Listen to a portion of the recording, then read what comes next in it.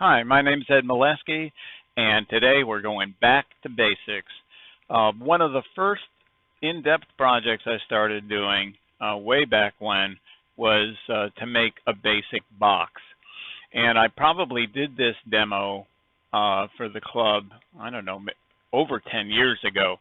But there is a tutorial in the in our resources section on the website. I just updated it, so it's a step-by-step. You can use it to go through and make one of these basic boxes. When I first started turning, I spent a lot of time paying attention to Richard Raffin. I watched all his DVDs back then, and he had this book on turning boxes, and I thought this one is really a good one. It gives a lot of discussion about design and techniques to go through, and this was a real inspiration to me. Richard Raffin is really well known for his box making. He has some iconic designs, and he had some very good tips, and I'll talk about a couple of those as I go on. But once you start on boxes, you can really start to experiment. Here's what we're going to do today. These are just absolutely basic boxes.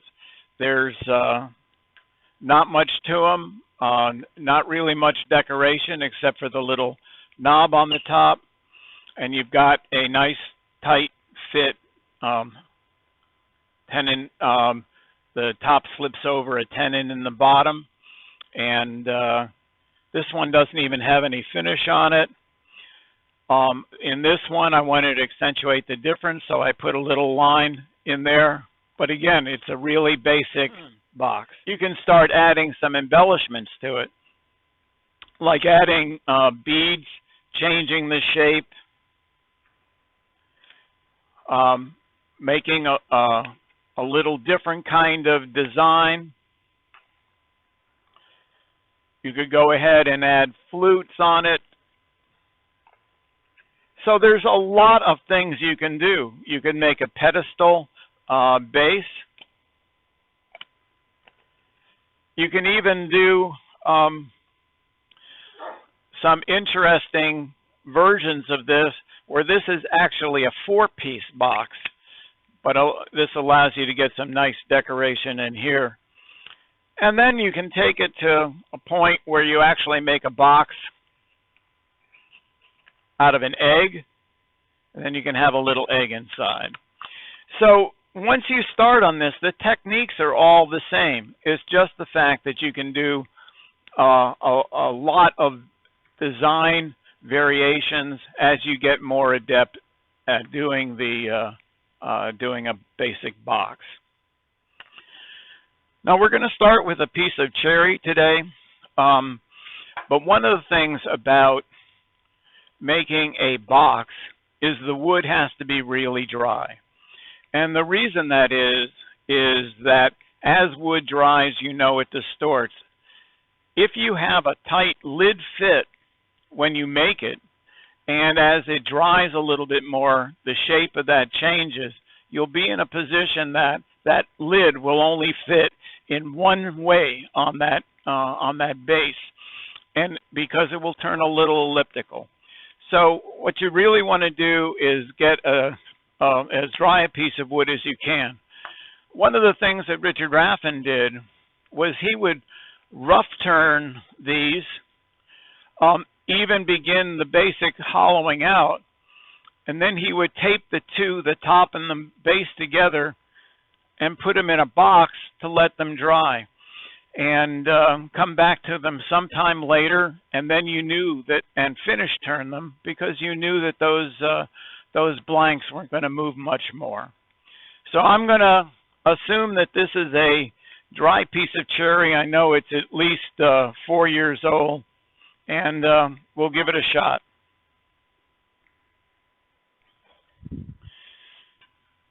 So the first thing we're going to do is mark the centers. on both ends.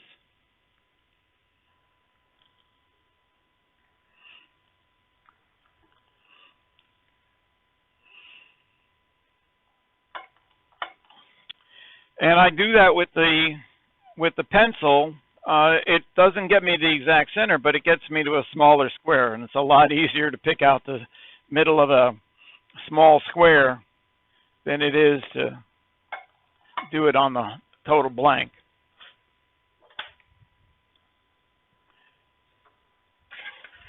So generally when I turn between centers,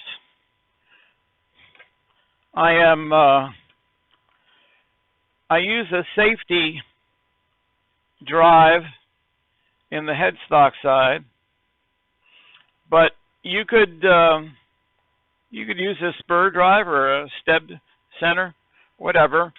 I like using a safety drive because if I get a catch, the blank will slip.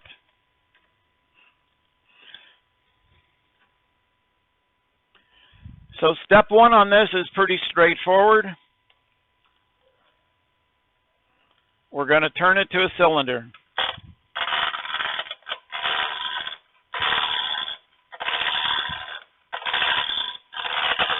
And I'm just using a roughing gouge.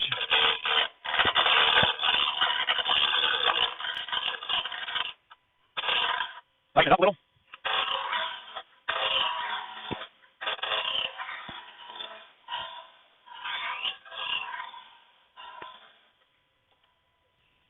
Okay, got a little more to go. Move my tool rest in a bit.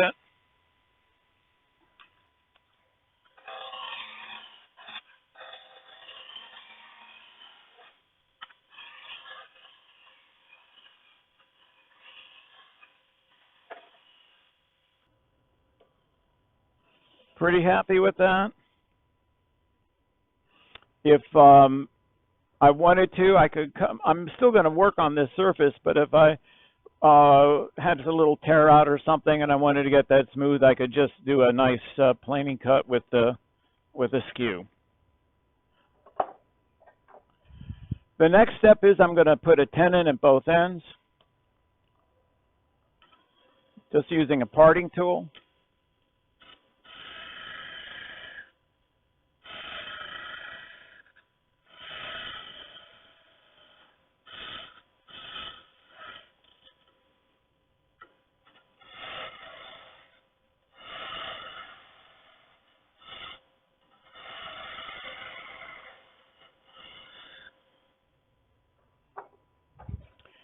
And my chuck takes a dovetail, and I generally use my 1/2-inch skew.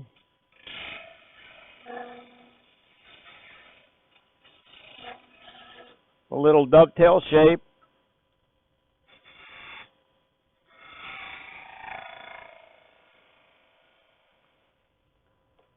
When I do this, I actually make a cut across the top and then come in for the to do the taper on the tenon.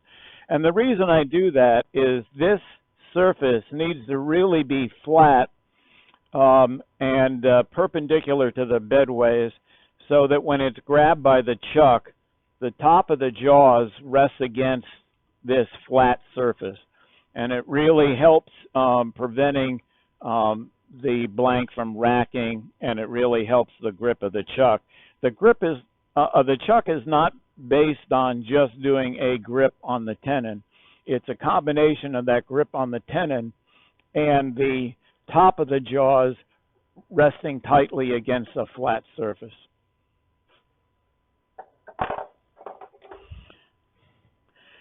So although you can do this either way, by convention, a lot of people and myself will say this is the lid of the box at the headstock end. So what I'm going to be doing is I'm going to be marking out where the top of the lid is going to be, where I'm going to part through, and then the tenon in the base that this the top of the box will slide over. Generally, you for aesthetic purposes, what you need to think about now is if I'm going to make it a very plain box with having no ornamentation at all on the top, I can say, okay, I'm going to be able to finish the top of the box here, and let's say I want to make my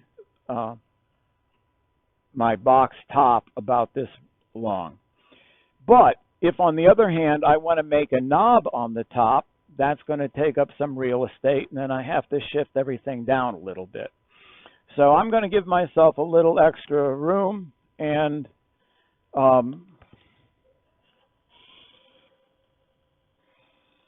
that's really where I'm going to work between. This is going to be my top. I'm going to part it off through there. I'm going to create a tenon about maybe a 1/4 inch long for this top to slip over. And then here is going to be the bottom of the box. So those are the layout marks that I want to do. My step right now is to work on creating the tenon.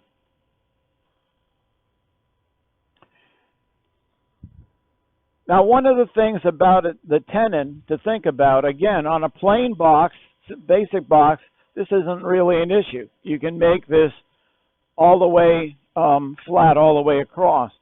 But on something like this, where you have beads or you have a flare, this has to be much smaller than this end of the box. So when I create the tenon, I have to take all the ornamentation and the design into my calculation. Again, this one, because we're building a basic box, is I can just make a tenon that's going to let me have a wall width of about 1/4 inch when I'm done.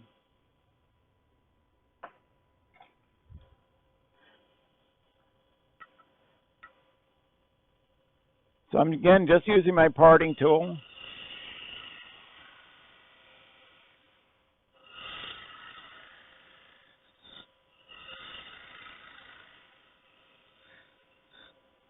Now, that wall's about 1/4 inch. If I make the tenon this wide, that gives me no opportunity to really do any decoration on this end. All right, I'm going to go in just a little deeper.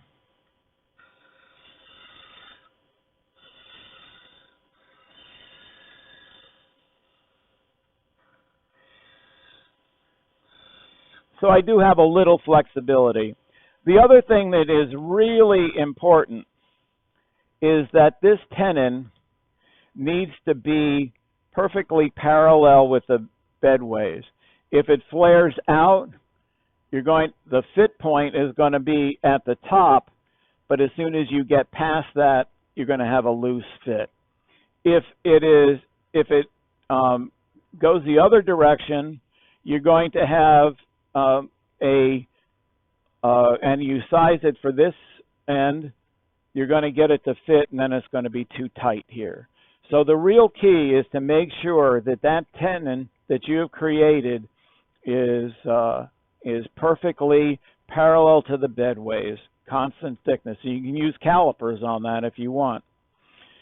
And so now I'm going to part through.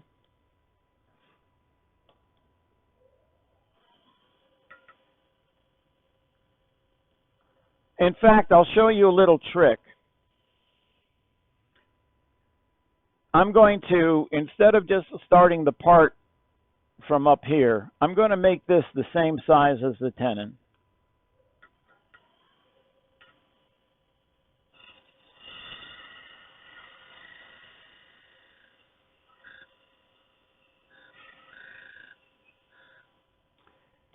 Now, this is a little trick. The most difficult part of making a box is always to get a nice fit between the top and the body. If I part it off right against here, I'll have no reference to how big that tenon is when I start working on the top. But if I part it off right there.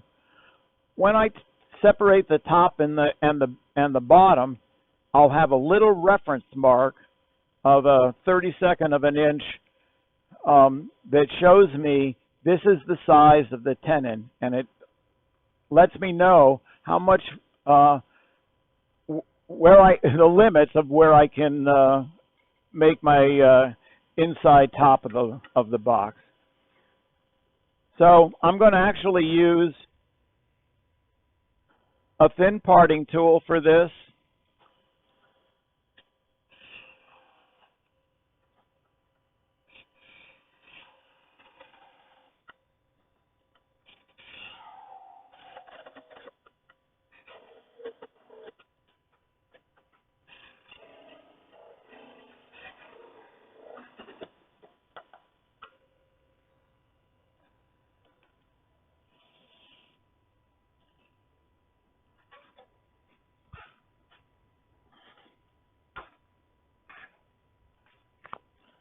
And there I have the top and the bottom.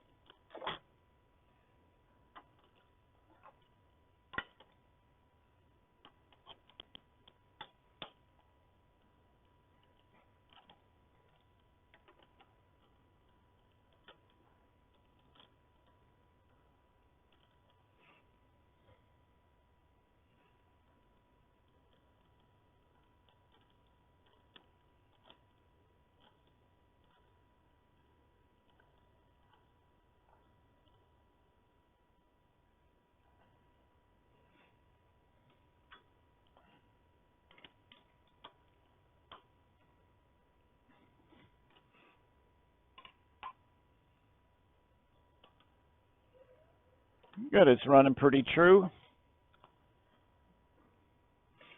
But I want to get rid of some of that.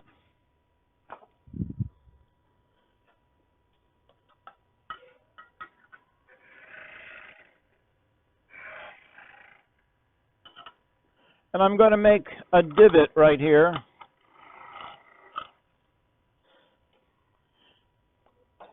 Because the next thing I need to do is to begin to hollow out the top of the top of the box. And in this case, I've just made a little curved area, but you can make it square if you want. You can do decoration on the inside. But on a basic box, something like this works pretty well.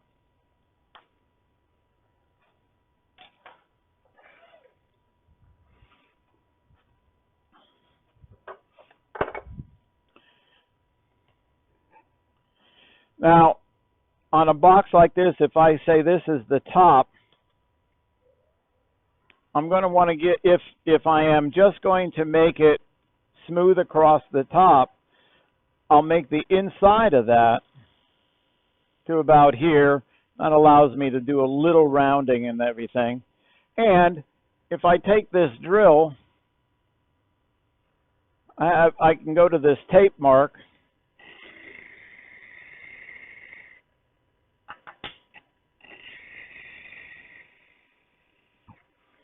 And I know now, if I hollow out to the top of this drill mark, that's given me this 3/8 of an inch here to work on for the top.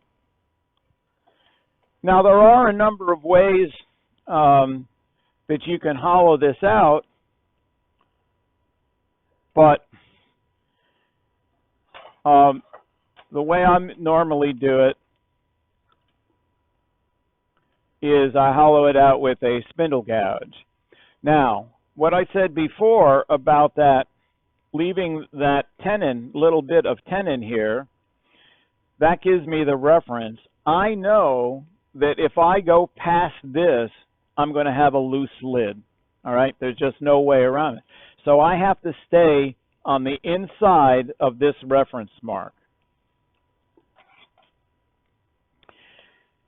And I'm using a conventional grind, more or less, spindle gouge. And what I'm going to be doing is coming into that space that I left with that drill, and I'm going to be coming up at about 10 o'clock.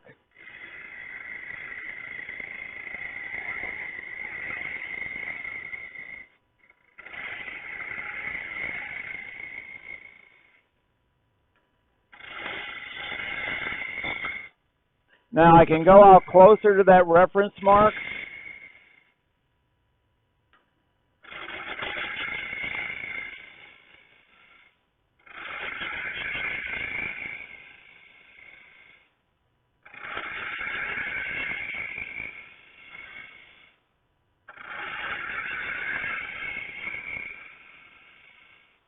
So what I'm doing is I'm cutting on this lower wing, all right? As you can see, the handle is dropped pretty low. I've got the tool rest fairly low. Oh, I'm almost there.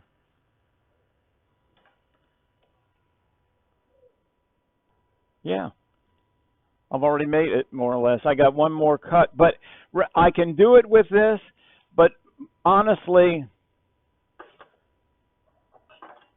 I'll just as often, if I'm doing a rounded top, I'll take a rounded scraper.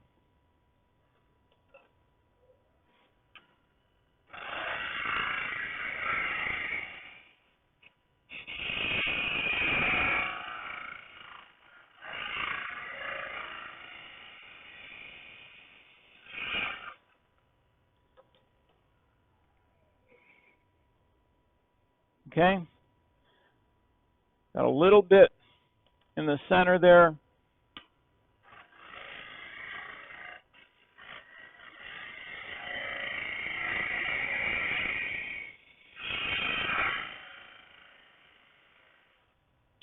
All right, now, the next thing I need to do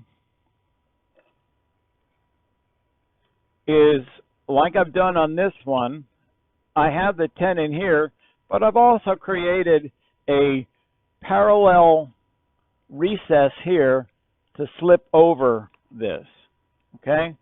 And that's what I'm going to do now. Again, I tend to use my skew to do this.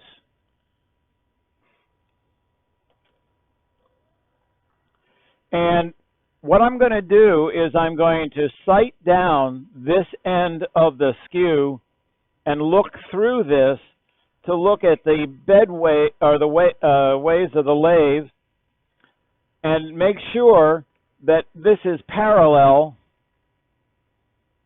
to the ways.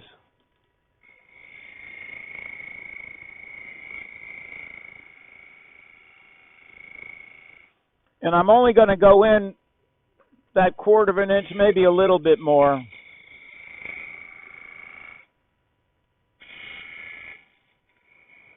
But again, just like we talked about with the tenon, all right, having to be absolutely flat across here, this recess has to be absolutely parallel to the ways as well so that they'll fit together. All right, they'll fit together.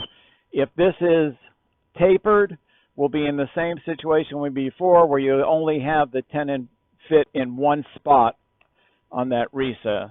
All right, so we want to make sure that that's a nice parallel recess. I'm going to do, now that I know exactly where the top of that is, I'm going to do just a little bit more with the scraper.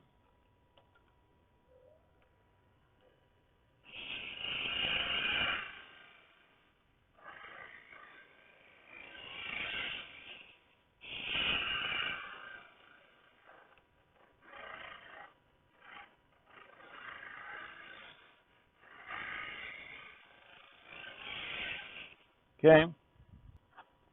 And I'm going to do a little bit of sanding as well but I definitely do not want to get the sandpaper in on this recess.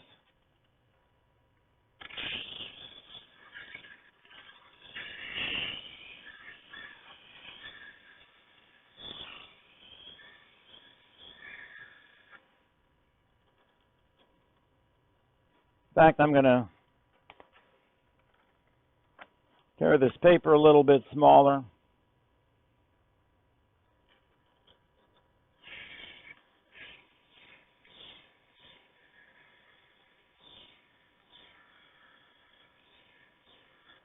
Okay. Now, normally I'd sand through all the grits. I'll take it one more grit. Because this is your last opportunity to finish this. All right? So you won't be able to chuck it up and get to the inside of the top in the future. So you want this one finished, sanded to finish, and then finish applied, unless you're using some kind of spray finish. Now, one thing that's you can do is you can add a little decoration. I'm going to add a couple of lines just to highlight that top. You can do things like add jewels, you can make shapes, you could add a bead if you want. There's a lot of things you could do in here, but this is a plain box, a basic box, so I'm just going to make those 2 marks. And now we're ready to go to the bottom.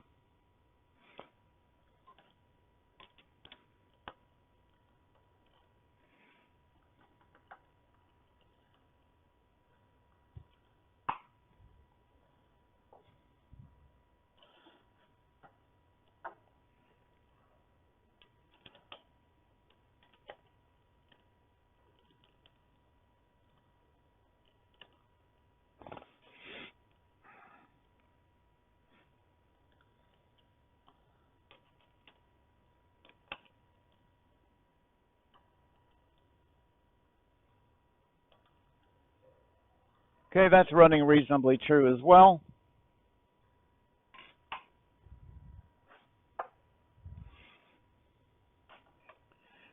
Just like I did on the top, I'm going to clean that up a little bit.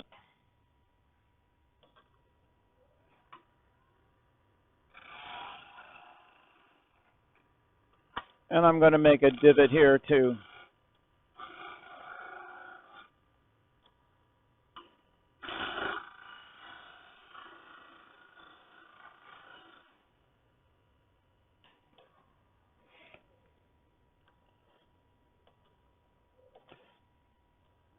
Okay, now I know that this tenon is bigger than I made that. It's close, but it's still bigger, all right?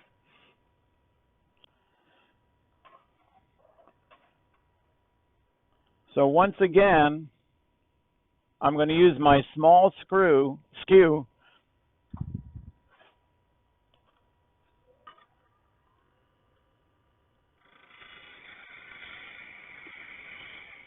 to refine that tenon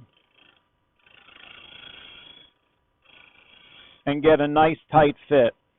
Now I have to tell you, this is the most critical part of this whole thing, because you are in essence going to use, to finish this top, you're going to use this base as a jam chuck.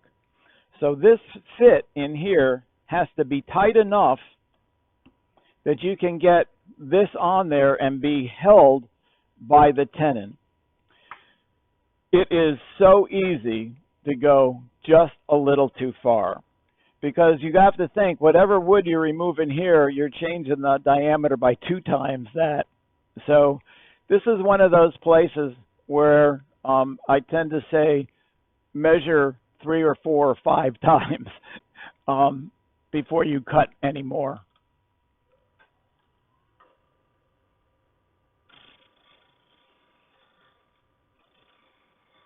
Now, one of the tricks you can do to help you with that, let me just see how close I am. No, I'm there already. That little bit that I took off. All right. So I'm going to have to come back.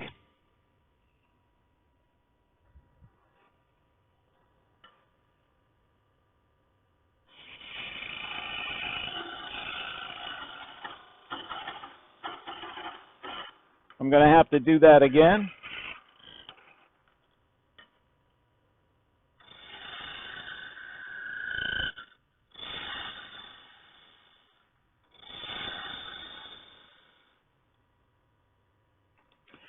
So one of the things you can do to give yourself a little help here is to make this a slightly tapered tenon. That way it'll show you where that fits, and then you know that that's the diameter you can't go beyond.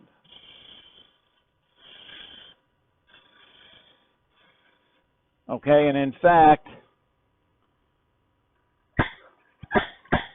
it leaves me a mark. It tells me exactly where that tight fit is.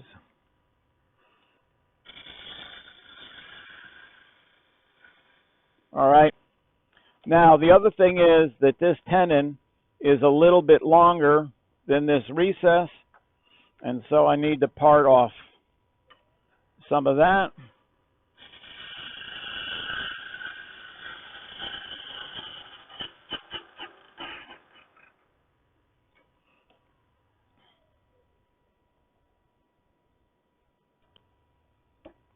Okay, I'm really, really close.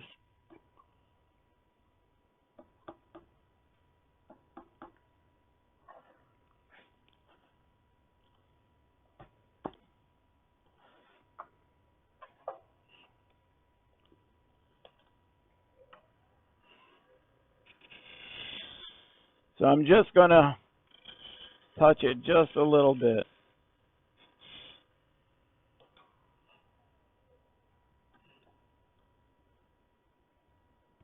No, needs a little bit more.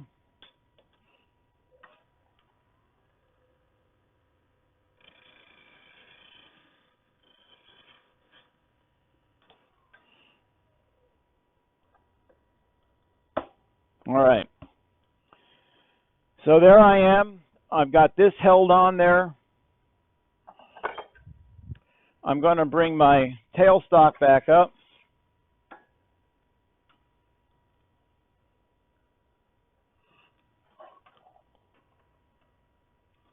And now I can finish the outside here.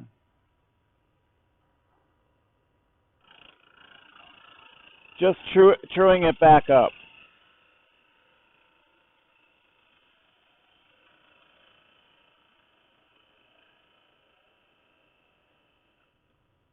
All right. Now I know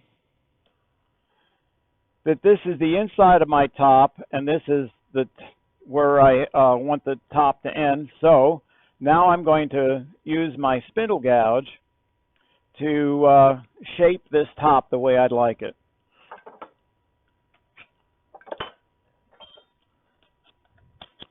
And although I could use that conventional grind, I'm going to use a detail gouge.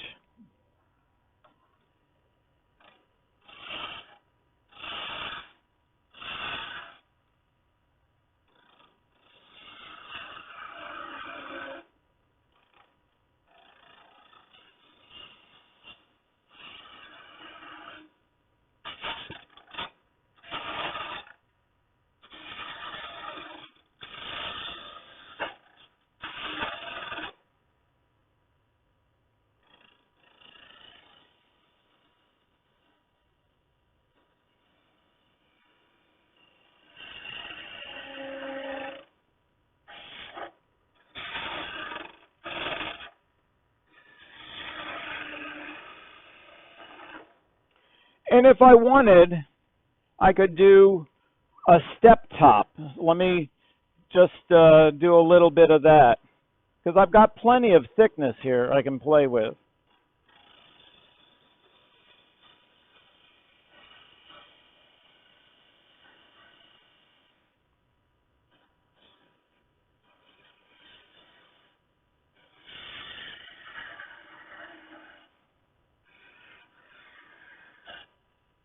And if I want to make a knob,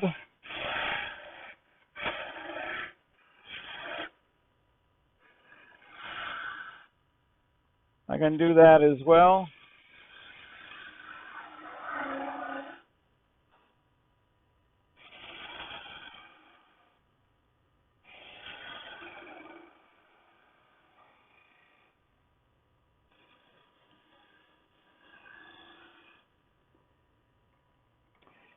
Let me do a little more shaping on that.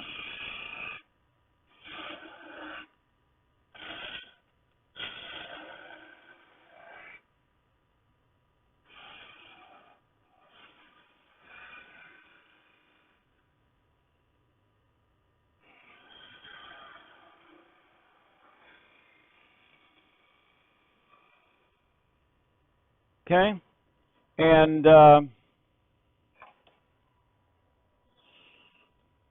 if this is a nice fit jam chuck, I should be able to turn this right off, take light cuts,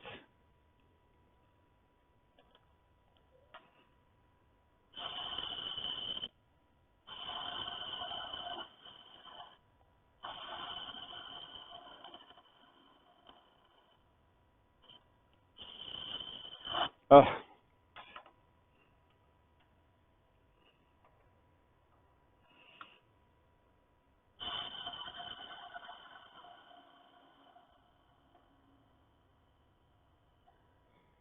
right.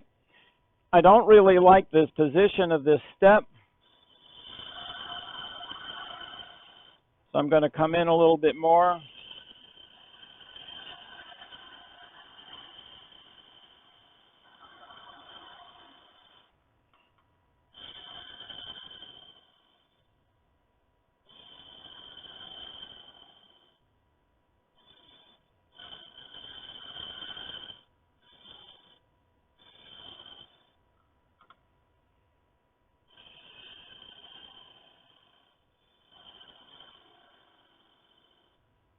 All right. Now I can highlight that a little bit if I want. And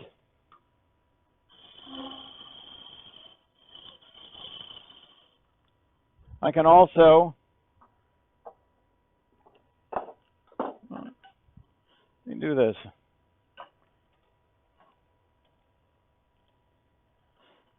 I'll add a bead.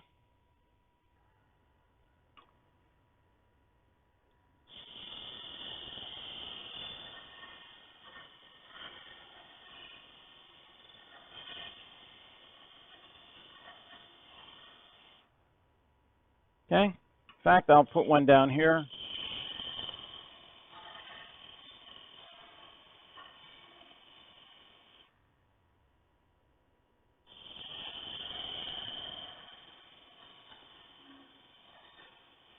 I decided I'd like that better. I turned that step into a bead as well.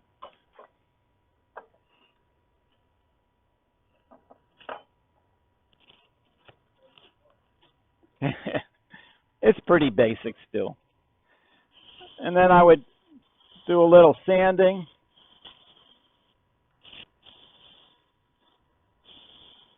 Okay. And check that surface, and I'm finding that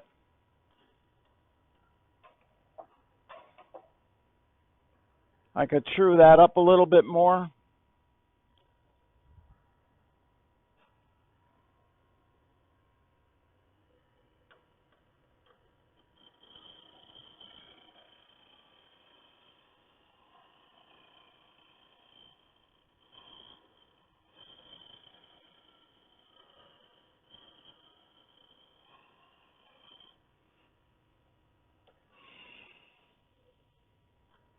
So there I have my box. I'm still going to have to hollow out the bottom. That's very much like I did on this one, where I just have the box top and bottom fit.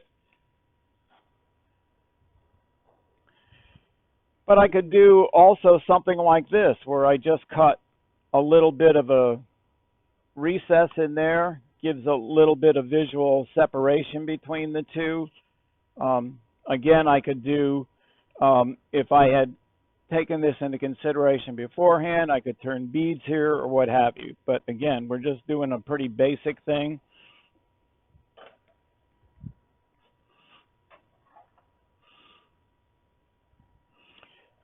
And so now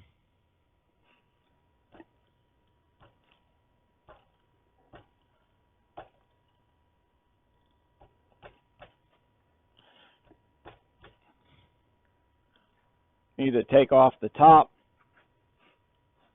You've got a good jam fit. This sometimes takes a little effort. I'm putting the pressure this way.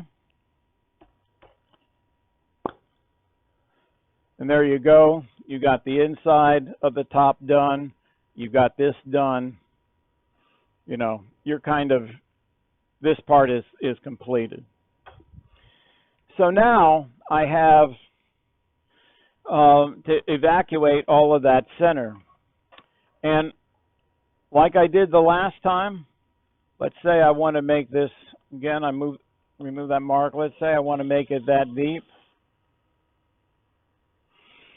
Okay, I could do the same thing I did before.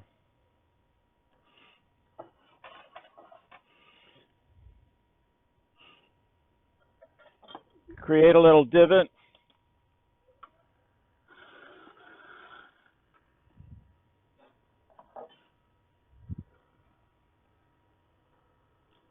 Take my drill on a handle. Now, the one thing you want to remember is if this is where the bottom of the bottom is, I need to leave some thickness in there. So that's where I want to stop my drill. Okay?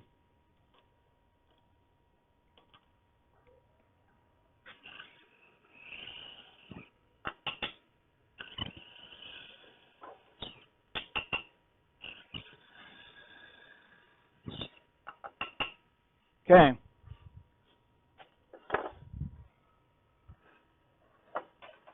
Now I could do, like I said, I could do the same thing I did before and start that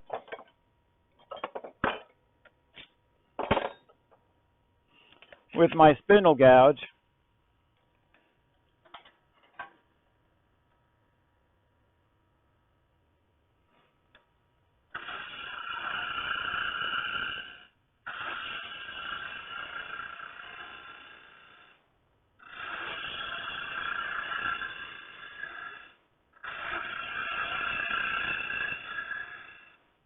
Okay, and that's one way to do it.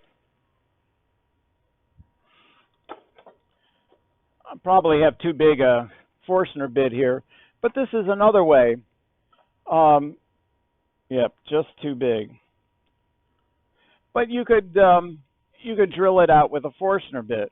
Now the issue with a Forstner bit is you leave a dimple at the bottom, so you have to either go in with a scraper and remove the stock around that dimple, or there's also a way that you can hide that.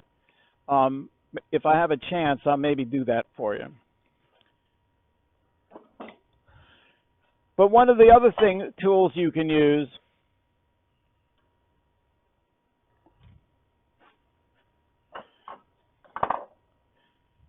is a tool called a box scraper.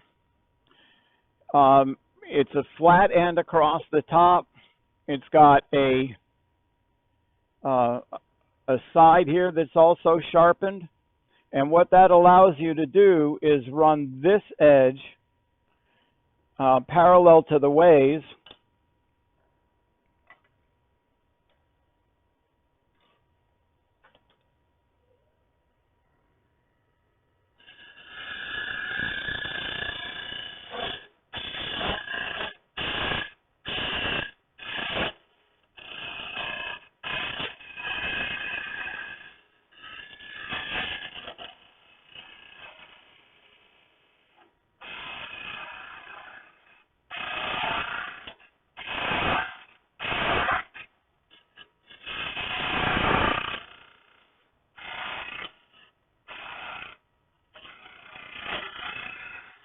Now, one of the things about this is not at a 90 degrees. It's slightly less than 90, which allows you to get in that corner. If I come down on the wall, I can get into that corner without the bottom catching on the inside bottom. I'm almost there. I have just a little bit more to go. I'm going to raise this up just a hair.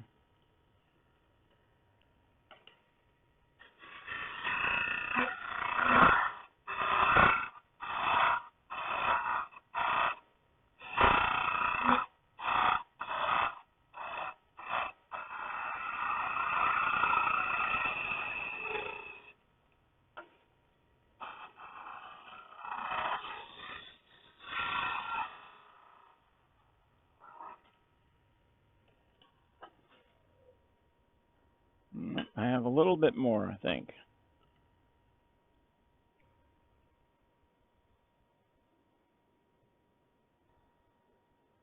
Yeah.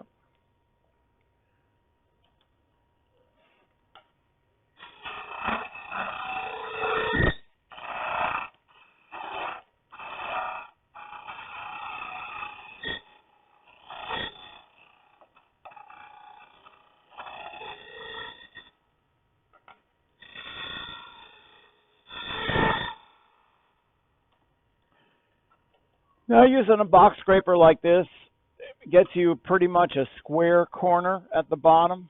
All right. I just have a little bit more to do. If you wanted that a rounded corner, you could use a rounded scraper to get you to the bottom and then use that across the bottom. One of the other things you can do once you get it this far along, if you want to make sure your wall and corner are pretty clean, use a skew on its side.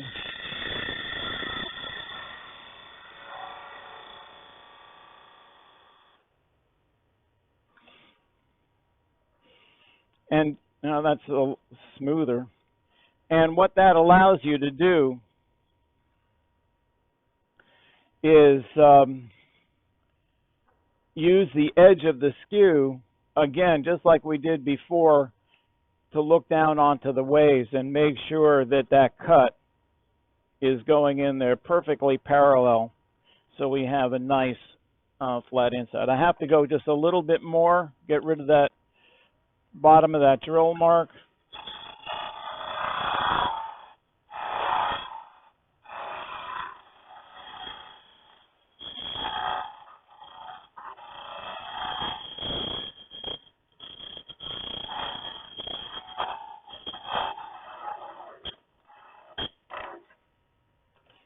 See where we are?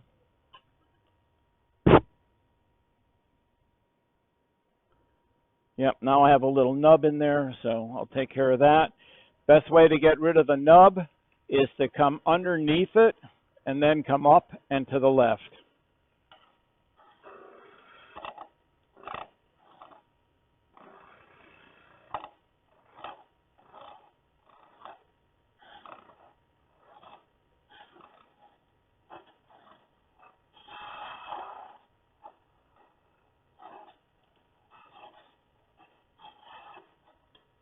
Okay. In pretty good shape.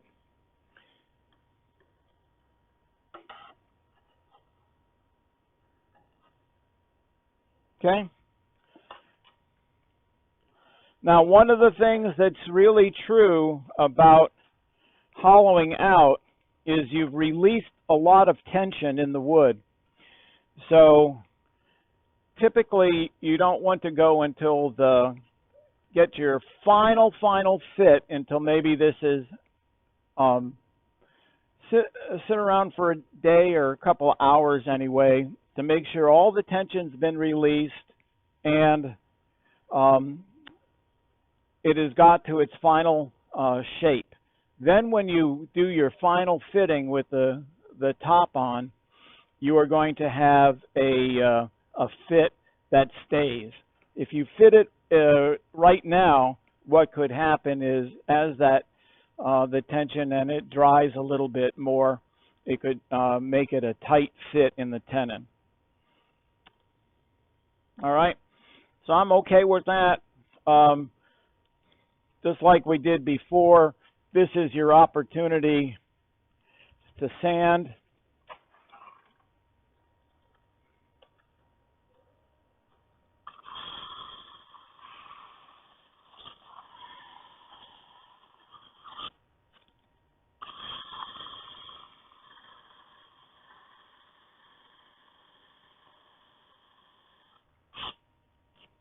Now, one thing I want to be careful is not to get sandpaper on this tenon, because you don't want to change that shape right now. The other thing I'm going to do is I'm going to make sure my depth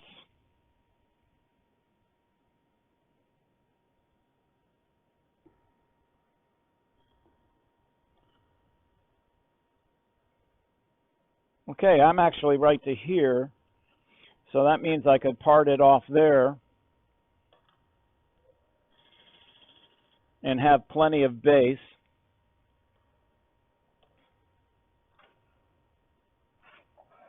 So let me give myself a reference.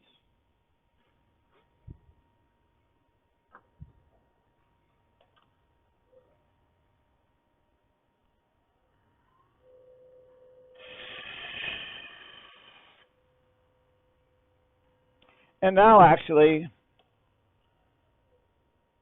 what I'd like to do is, let's see if I get that top back on.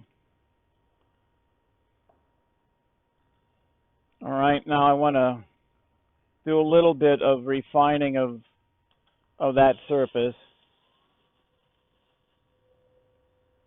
And because I have a little bit of extra room in there, the walls are maybe just a hair more than 1/4 of an inch, so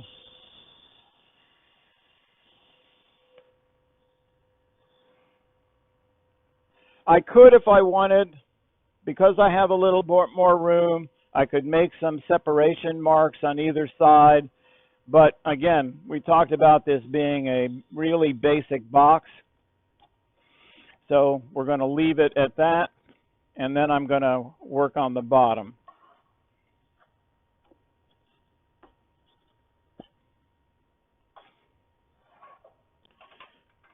Okay, I'm going to part that through.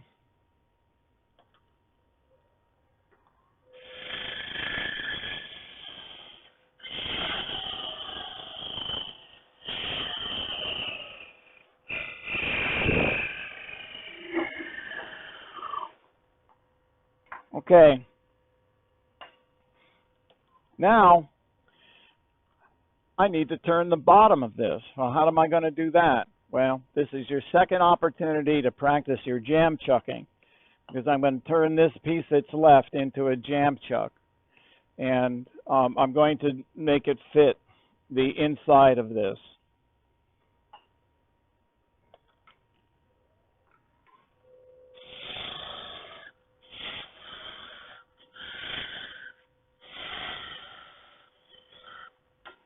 So let's see how close we are.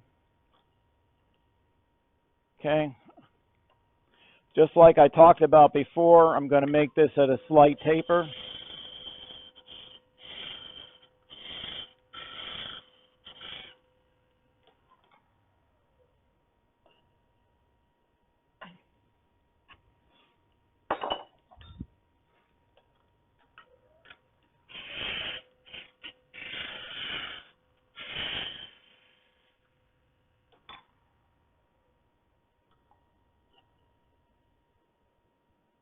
Probably have 1/8 of an inch to go.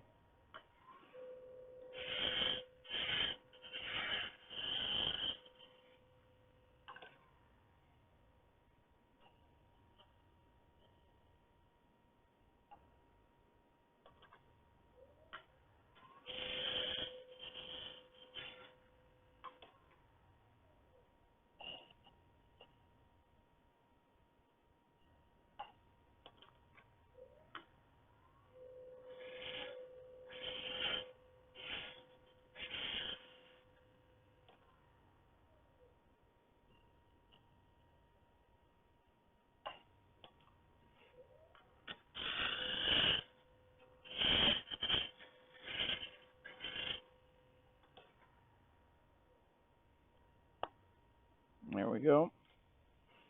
Okay, I'm going to make that just reduce this right up here just a little bit. As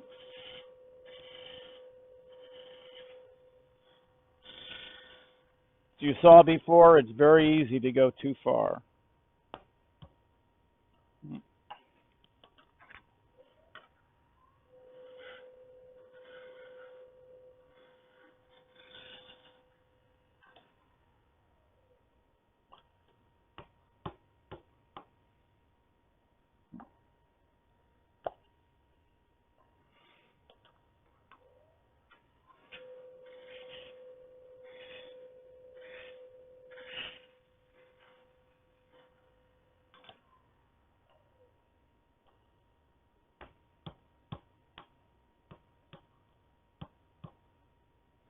Okay.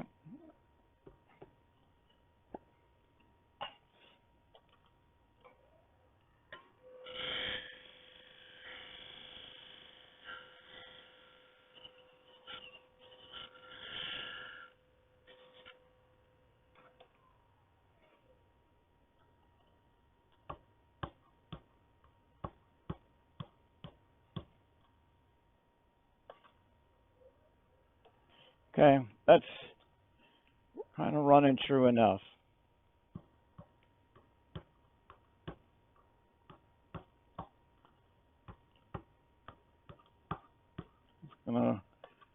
Yeah, now it's really running true. It's going to be hard to get off, but it's...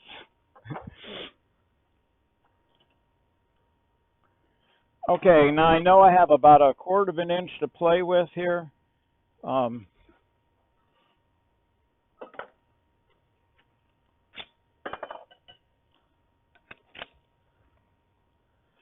So I'll mimic a little bit of the top where I did a rounded over shoulder.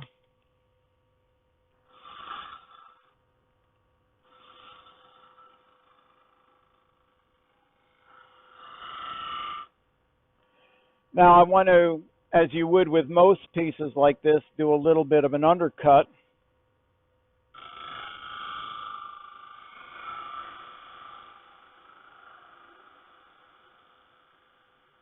So that the piece sits on the outer rim.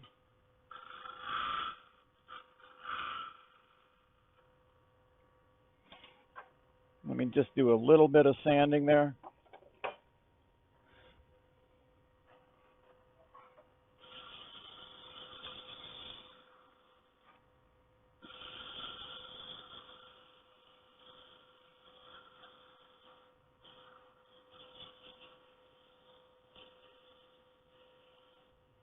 But now that you have this base turned, you can do a little decoration on that if you want.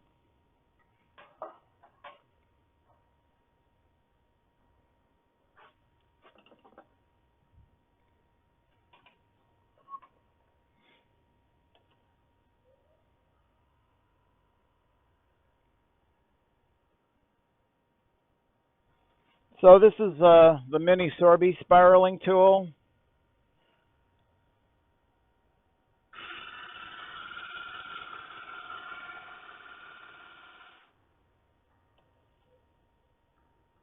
Myself a nice little spiral. I'll offset it.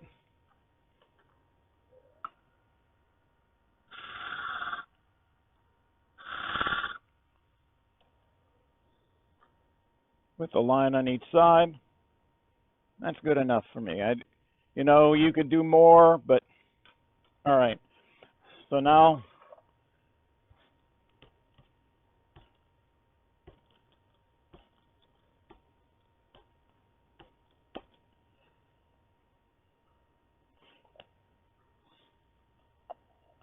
I line up things the best I can.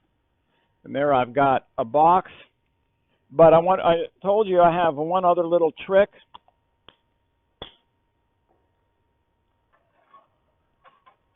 And that's on this.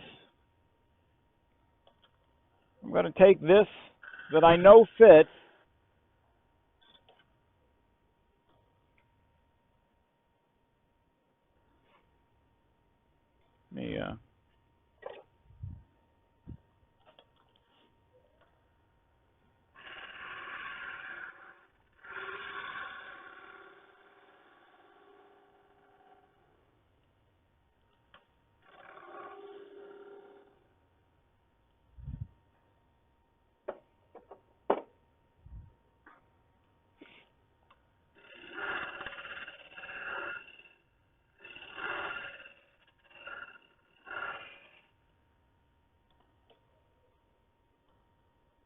Okay, that's a little torn up, but let me see if I can cut that just a little smoother.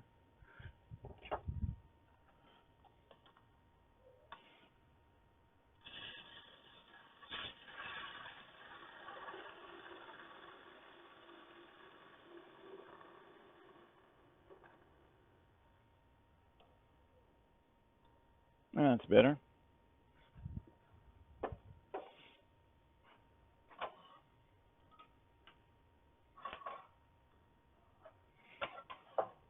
Now that was a pretty tight fit we had, so I want to reduce that size here just a little bit.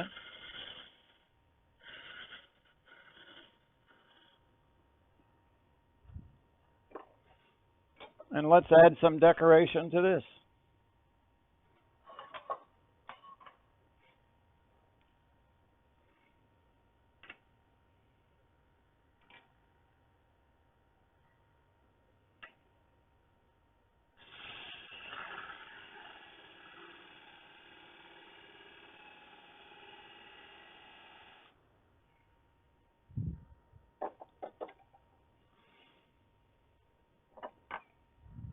Maybe I'll add a bead in the center.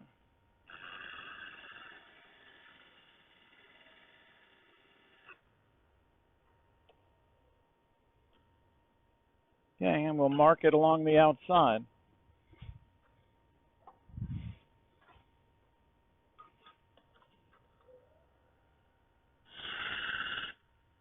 Okay.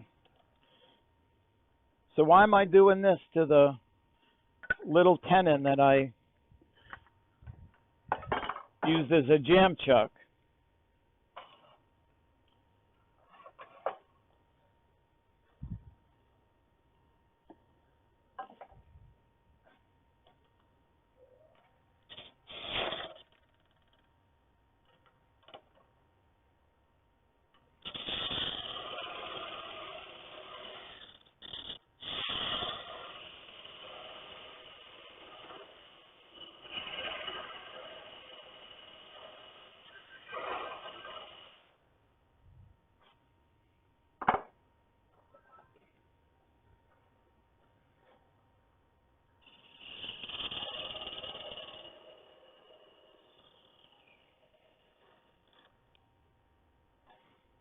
Okay, I do have a little nub in the bottom I want to get rid of.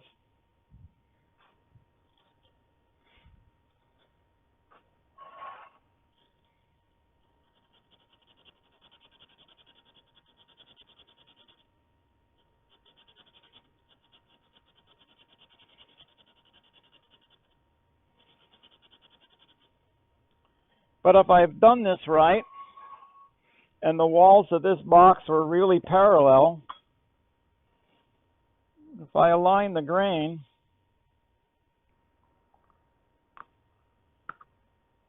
I can drop that in, and if I had drilled this out with a Forstner bit, that would hide that the dimple in the bottom, and also people would begin to say, how did he turn that decoration on the inside?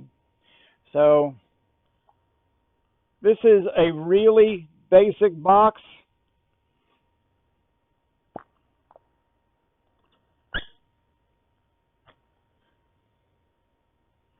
And once you learn to do this, you can take it anywhere you want. All right, thanks.